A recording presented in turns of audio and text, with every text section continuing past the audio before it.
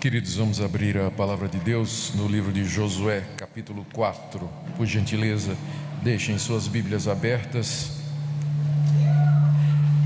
Nesse local, nós faremos a leitura à medida que a exposição prossegue.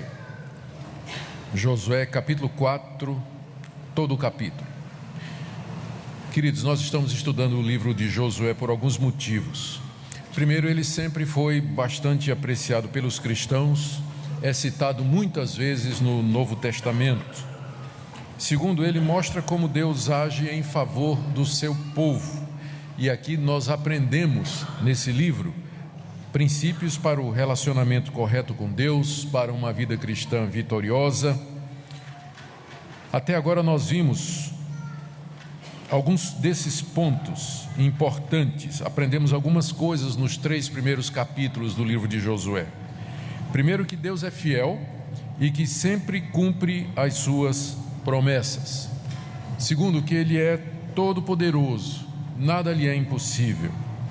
Terceiro, que Ele é misericordioso, como por exemplo revelado na salvação de Raabe, conforme vimos na última exposição. Quarto, nós aprendemos que nós podemos vencer as dificuldades seguindo e confiando em Deus e nos santificando na expectativa de ver a sua atuação aqui nesse mundo.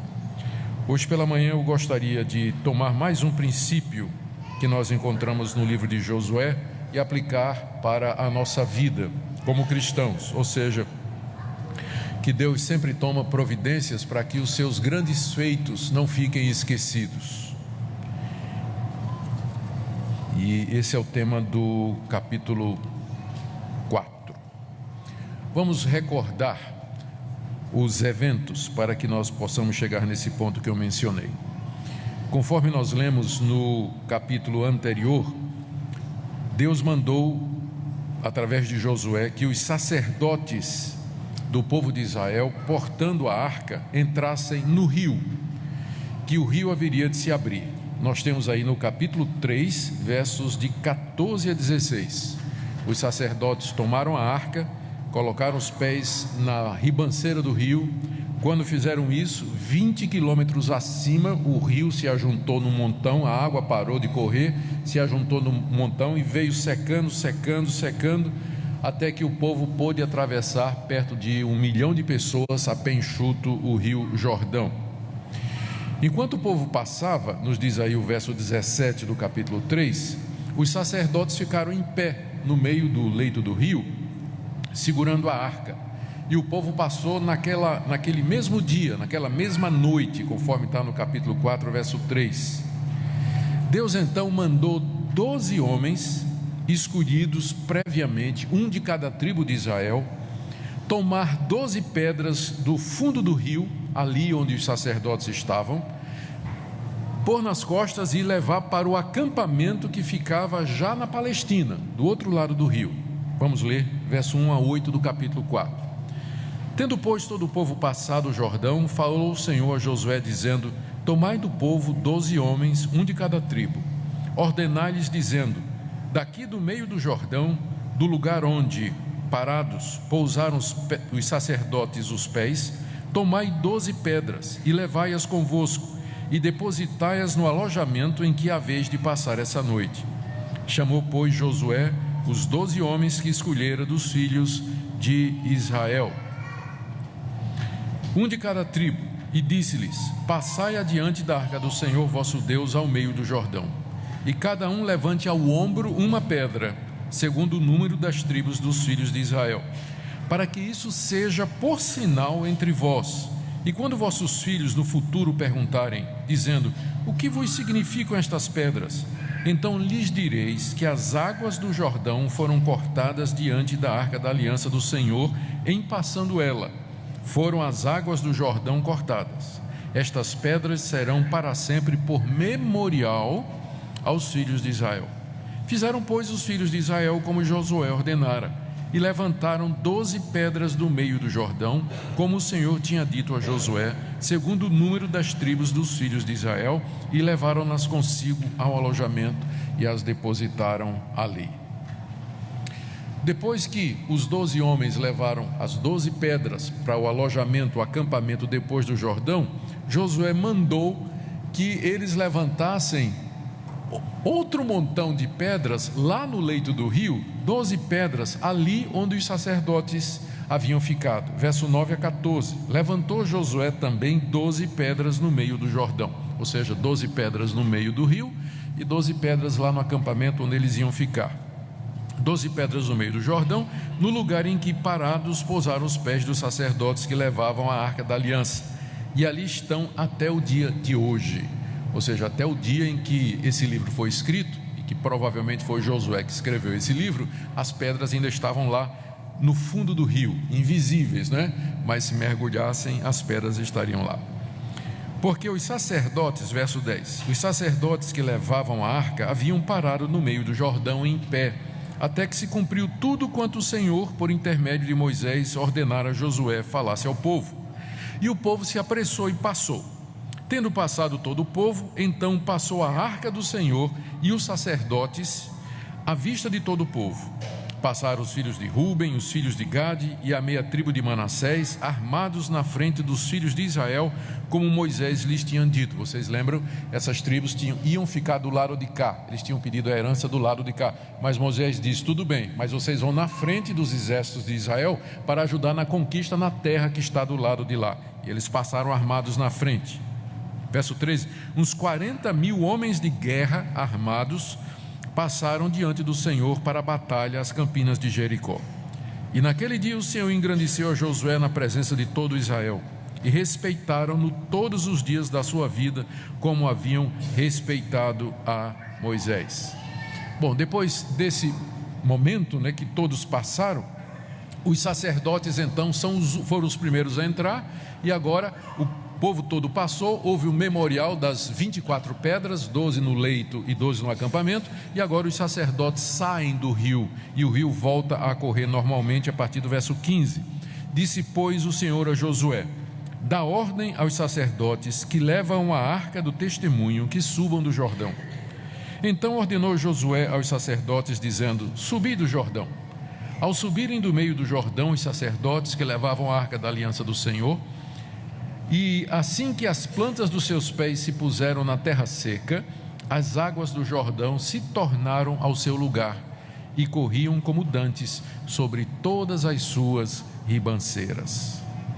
Então, nos versos seguintes, Josué toma aquelas 12 pedras que foram tiradas lá do coração do leito do rio e com elas faz um memorial, as ajunta, formando um monumento no acampamento em Gilgal. E aí ele faz uma pregação ao povo, verso 19 a 24. Subiu, pois, do Jordão o povo no dia 10 do primeiro mês, e acamparam-se em Gilgal, do lado oriental de Jericó. Eles já estavam agora do outro lado do rio, em frente à cidade de Jericó.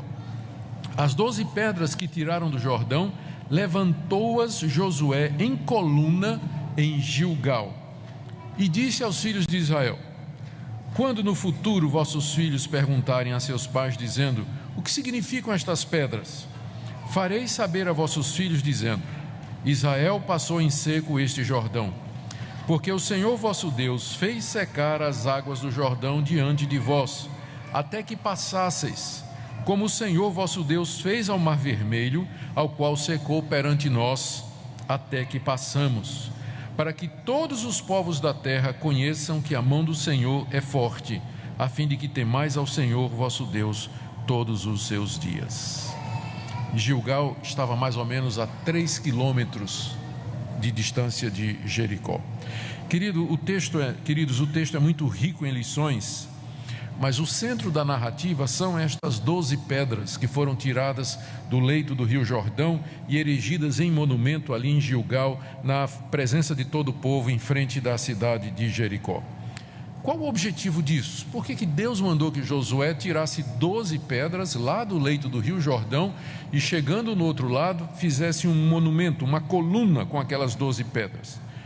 Nós podemos pensar em pelo menos 3 razões para o povo de Israel. Primeiro, aquele monumento de 12 pedras serviria para manter viva na memória do povo de Israel aquela ocasião histórica, aquele dia histórico e único, é o que é dito no capítulo 4, versos de 6 a 8. Para que isso seja por sinal entre vós, e quando vossos filhos no futuro perguntarem: o que é que significam estas pedras? Então direis que as águas do Jordão foram cortadas diante da arca da aliança do Senhor, e que o povo passou a pé enxuto. E estas pedras serão para sempre por memorial aos filhos de Israel. Então, óbvio que a primeira intenção de Deus é que aquela coluna servisse para manter na memória do povo e nas gerações seguintes aquilo que Deus havia feito. Segundo, servir de ensino às futuras gerações, não só para aquela geração, mas às futuras gerações. No futuro, verso 21 do capítulo 4: quando os vossos filhos perguntarem a seus pais o que significam essas pedras, fareis dizer: Israel passou em seco, o Senhor vosso Deus fez secar as águas do Jordão, etc, etc. Ou seja, isso é repetido no início do capítulo 4 e no final do capítulo 4.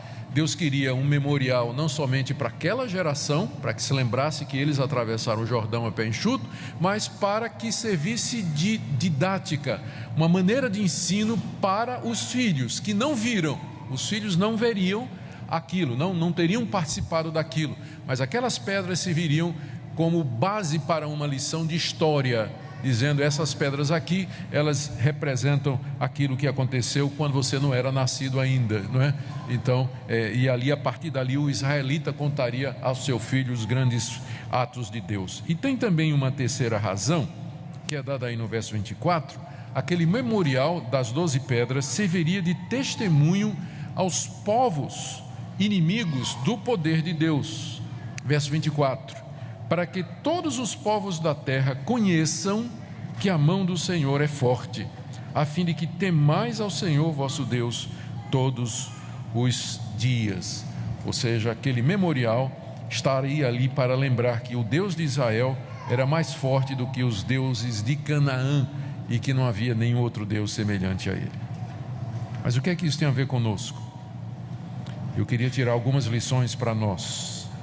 O que é que as 12 pedras representam para nós quando nós lemos essa história? É claro que nós nem sabemos mais onde é que elas estão. Depois de quase 4.000 anos ou mais de história, elas provavelmente já se deslocaram lá do coração do leito do Jordão, e o memorial das 12 pedras lá em Gilgal não existe mais hoje. Mas nós não precisamos desse memorial, porque a história está reservada no monumento mais perene, que é a Escritura. As 12 pedras estão aqui, a história delas está aqui, nesse livro, que é um livro eterno, que é um livro que não terá fim, é a revelação eterna do Todo-Poderoso. Então, o que é que aquelas 12 pedras nos ensinam, chegando até nós através das Escrituras? Primeiro, que o nosso Deus é todo-poderoso, que os milagres que a Bíblia nos diz aconteceram, que eles são fato histórico, eles não são mitos, eles não são lendas, eles não foram invenção da nação de Israel. Veja que o autor se preocupa em dar os detalhes. Aconteceu no 10º dia de tal mês, dessa distância as águas pararam a 20 quilômetros, atravessaram naquela noite. Então há detalhes que revelam que quem escreveu viu, é uma testemunha pessoal.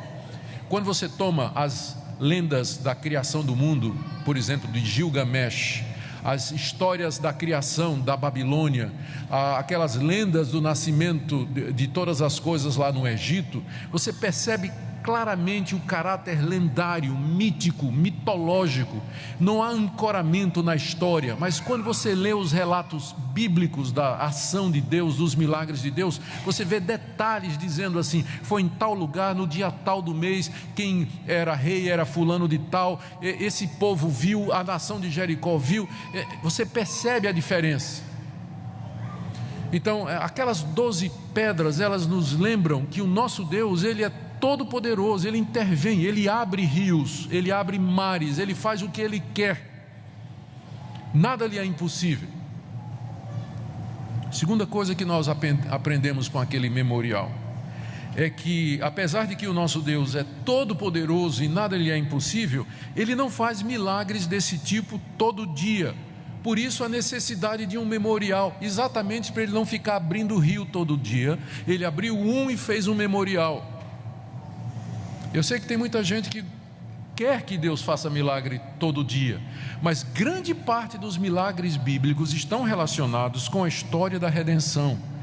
Deus agindo na história até que ela culminasse na vinda de seu Filho Jesus Cristo, que é a revelação final de Deus. Nós não esperamos que Deus faça hoje milagres desse tipo, como abrir um rio para 1 milhão de pessoas atravessar, ou fazer chover pão do céu 40 anos para sustentar um povo no deserto, ou fazer com que o sol pare. Nós não esperamos que Deus faça isso hoje, embora Ele seja poderoso para fazer. Por quê? Porque estas revelações extraordinárias faziam parte do plano de Deus de se revelar progressivamente, de preparar a história para a chegada daquele ou para o acontecimento mais miraculoso de todos, que foi quando Deus tomou forma humana e veio habitar entre nós, que é a sua revelação final, maior e última. Então eu não estou negando que Deus não possa fazer milagres hoje. O que eu estou dizendo é que Ele não promete que Ele vai fazer esses milagres extraordinários hoje. E é por isso que nós temos a Bíblia, é por isso que nós temos esse memorial, porque aqui nós temos o registro destes sinais, para que lendo estes registros, para que meditando a respeito deles, nós creiamos no Deus Todo-Poderoso. Nós cremos no Deus Todo-Poderoso. É por isso que Deus nos deu a Escritura, porque ela é o registro destas ações salvadoras de Deus. Terceira coisa que essas 12 pedras nos ensinam é o perigo de nós nos esquecermos de Deus e dos seus atos. Se lembrar fosse fácil e natural, Deus não tinha mandado erguer um monumento para que o povo se lembrasse do que é que aconteceu. Mas nós sabemos com que facilidade nós esquecemos as coisas grandes que Deus fez. Tanto é que na próxima geração, que já é a geração dos juízes, você pode ler na sequência, Josué, Juízes, você vai ver que o lema do livro de Juízes é: levantou-se uma geração que não conheceu Josué, abandonaram o Senhor seu Deus, se inclinaram diante de Baal e de outros deuses, cada um fazia o que era bom ou correto aos seus próprios olhos. Eles esqueceram em uma geração que os seus pais tinham atravessado o rio a pé enxuto pelo poder de Deus. Não é à toa que Deus disse: faz um memorial, faz um monumento, porque esse povo vai esquecer de mim. E não deu outra. Na sequência, morreu Josué, o povo esqueceu, e cada um seguia o Deus que queria. É por isso que Deus nos deu a Bíblia, para que lendo nós não nos esqueçamos quem Ele é, o que é que Ele fez, o que é que Ele nos oferece, o que é que Ele nos pede. Queridos, quando a igreja se esquece de Deus e dos seus atos, ela se perde, ela se seculariza, ela se torna um clube, ela se torna uma convenção ou uma instituição social. Nós não podemos esquecer quem é o nosso Deus, o que Ele fez por nós, por que é que Ele nos chamou, por que é que nós somos igreja, por que é que Ele mandou seu Filho, os seus atos poderosos na história. Por isso que esse livro é tão precioso para nós. Por isso que nós dizemos: leia esse livro, medite nele. Aqui você tem um registro dos atos poderosos de Deus, para que você não esqueça, envolvido no dia a dia, em ganhar o seu pão, cuidar da sua família, terminar o seu curso, adquirir uma profissão. No meio de tudo isso você acaba esquecendo Deus. Por isso que Ele nos dá esse memorial, para você olhar para Ele todo dia e lembrar quem é Deus e o que é que Ele pede de você. Quarto lugar, o memorial das 12 pedras, registrado aqui na Escritura, nos lembra que o nosso socorro vem do Senhor. A nação de Israel estava diante de um obstáculo intransponível, que era o Rio Jordão. A arca do Senhor foi na frente, cortou o rio, o povo passou. A arca simbolizava a presença de Deus e a sua aliança conosco. Como é importante nos lembrar disso. Nós vivemos dias de grandes ameaças à igreja. A nossa civilização, a civilização ocidental, rapidamente se torna pós-cristã e caminha rapidamente para a próxima fase, que é anticristã. Anticristã. Estamos vivendo o pós-cristianismo, rapidamente nos caminhando para o anticristianismo. As denominações históricas inteiras, muitas delas abandonaram a palavra de Deus como referencial. A gente ficou chocado alguns meses atrás, quando a Igreja Presbiteriana dos Estados Unidos, que é a nossa mãe, missionariamente falando, nós não temos mais nenhuma relação com ela desde a década de 50, 60, ficamos chocados quando eles alteraram a constituição da igreja para dizer que casamento é entre duas pessoas, pode ser homem com homem, mulher com mulher. Agora, essa semana que se iniciou há 3 dias atrás, a Assembleia Geral da Igreja Presbiteriana da Escócia fez a mesma coisa. Denominações inteiras, a Escócia, de onde veio o presbiterianismo, a Igreja Presbiteriana da Escócia fez a mesma coisa. Então, rapidamente, essas denominações históricas que um dia mandaram missionários evangelizar o mundo, elas estão se afastando da palavra de Deus, esquecendo a palavra de Deus, esquecendo o registro de quem Deus é e do que Ele deseja. O conceito de Estado laico, ele vem sufocando a liberdade de religião e de expressão, porque muita gente entende Estado laico como Estado ateu, contra as religiões, que é um conceito extremamente errado. O relativismo moral vem entrando nas nossas igrejas também. Uma reportagem da Folha de São Paulo, ano passado, criou o conceito de cristofobia e se referiu ao cristianismo como sendo a religião mais perseguida do mundo. Queridos, são eventos como estes que nos lembram que o nosso socorro vem do Senhor. A nossa esperança não está no mundo, não está nos governos, não está em instituições como a ONU, instituições de liberdade religiosa, mas a nossa esperança está no Senhor que criou os céus e a terra. E esse livro nos lembra que em momentos de crise Ele socorreu a sua igreja, quando a igreja estava diante do Jordão. O memorial das 12 pedras nos lembra isso, que o nosso socorro vem do Senhor. Por fim, queridos, eu queria tirar mais uma lição: a necessidade de ensinarmos aos nossos filhos os grandes atos de Deus. Esse era o objetivo declarado do monumento das 12 pedras, para dizer às gerações futuras, aproveitando a curiosidade natural das crianças: papai, que 12 pedras são essas aqui? A partir dali, o pai israelita colocaria o filho no colo e contaria a história de Josué, contaria a história de Raabe, contaria a história da destruição de Jericó, contaria a história do Êxodo, contaria a história da criação. O alvo é exatamente que uma geração ensine a outra os grandes atos de Deus. É assim que a igreja se propaga. E é por essa razão que batizamos os nossos filhos, que celebramos a ceia. É por essa razão que nós lembramos da história. E é por essa razão que nós temos a Escritura e lemos a Escritura. Queridos, creamos no nosso Deus. Nós não vimos estes sinais e prodígios que estão relatados aqui. Nós não vimos os israelitas atravessarem o Rio Jordão. Mas essa história nos chega registrada de maneira infalível, para que nós confiemos em Deus, para que nós oremos a Deus, lembrando do que Ele fez no passado. É quando eu leio quem Deus é, o que Ele fez e o que Ele promete, que eu posso me dirigir a Ele em oração e pedir socorro para as minhas necessidades. Nós podemos olhar para trás, agradecer a Deus o que Ele fez e pedir que Ele faça hoje a sua libertação, que Ele atue hoje em nosso favor, nos livrando de todo o mal. E por isso nós podemos ter ânimo, olhar para o futuro com esperança. Por que muitos de nós cristãos atravessamos a vida aqui desanimados, desiludidos, sem perspectiva ou sonhos? A resposta é que nós esquecemos por que é que a Bíblia nos foi dada. Pensa no memorial das 12 pedras. Deus queria que seus atos, seus feitos não fossem esquecidos.